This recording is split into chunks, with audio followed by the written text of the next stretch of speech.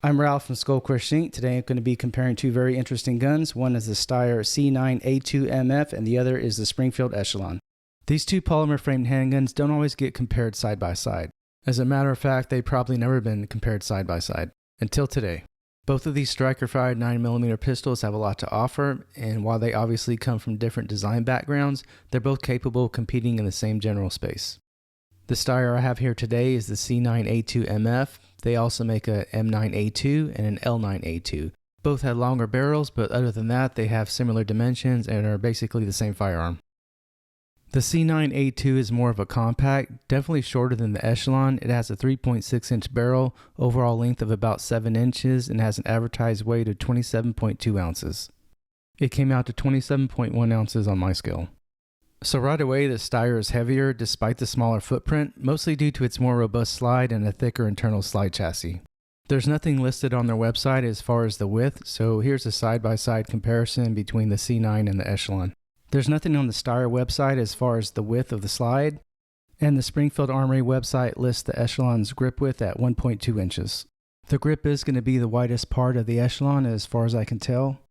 The grip may be just a tad wider than the slide on the C9, but yeah, maybe just a tad. It's pretty much flush with the slide.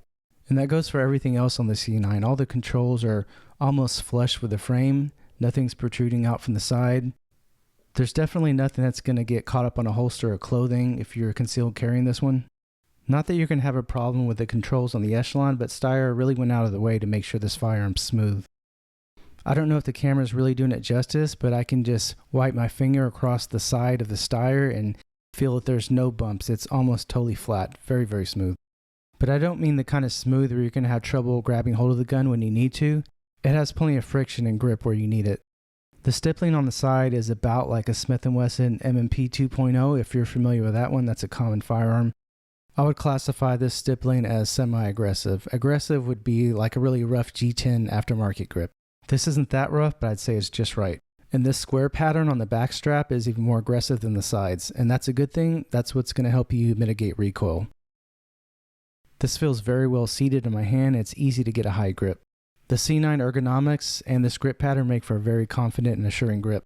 If you want to see how these guns shot side by side, stick around to the end of the video, but I can say right now, just by holding the C9, I can tell it's going to be a good shooter.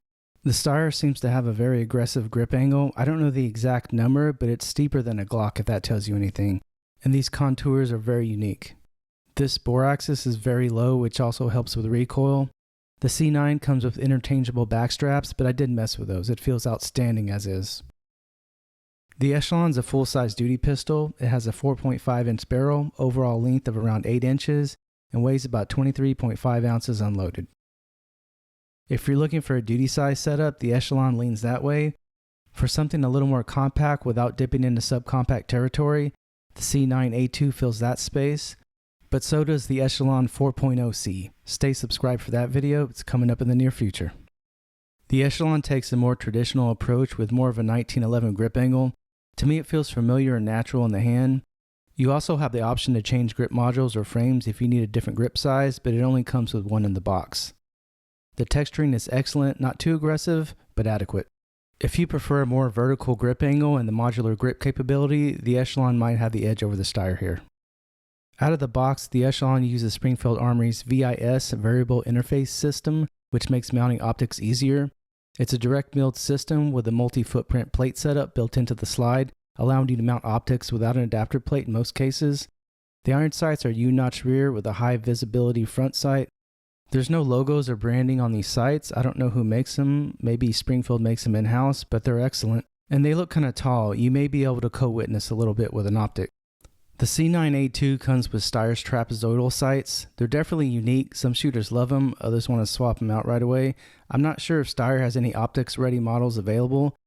As of the recording of this video, I didn't see any on the Steyr website. What they should offer is trapezoidal sights with tritium. Now that would be an awesome night sight. If optics are a priority for you, then the Echelon system is going to be tough to beat right now. Trigger feel is subjective, but here's what I noticed. The Echelon has a clean trigger. I don't feel a bunch of garbage when I'm pulling the take up. Then there's a defined wall, and then a crisp break. The reset is short. I'd say this is very solid for a duty style striker fired gun. The Steyr's trigger is even smoother. It has an ever so slightly longer travel and a softer and cleaner break. It doesn't feel the least bit mushy, and the reset is very short. For me, the C9 trigger feels more refined. That said, it really doesn't matter unless it translates into accuracy.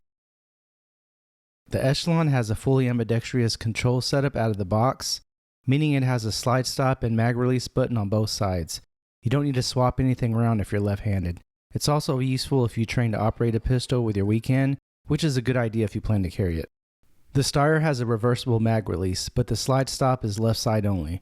There's no slot cut out for the mag release on the right side. So if you're a lefty or you're training with your weak hand, the lack of a right side mag release will just be part of your training. You got to work around it. The Echelon's internals are built around a serialized chassis system, kind of like the P320, meaning you can swap grip modules if you want to or change the frame size or color. The Steyr has a traditional serialized frame and slide setup, so it's not going to be modular. If you want a different slide length, you'll have to go with the M9A2 or the L9A2. Both pistols shoot flat. The Steyr's low bore axis helps keep recoil very controllable, and the grip angle encourages a very natural point of aim, even without any practice.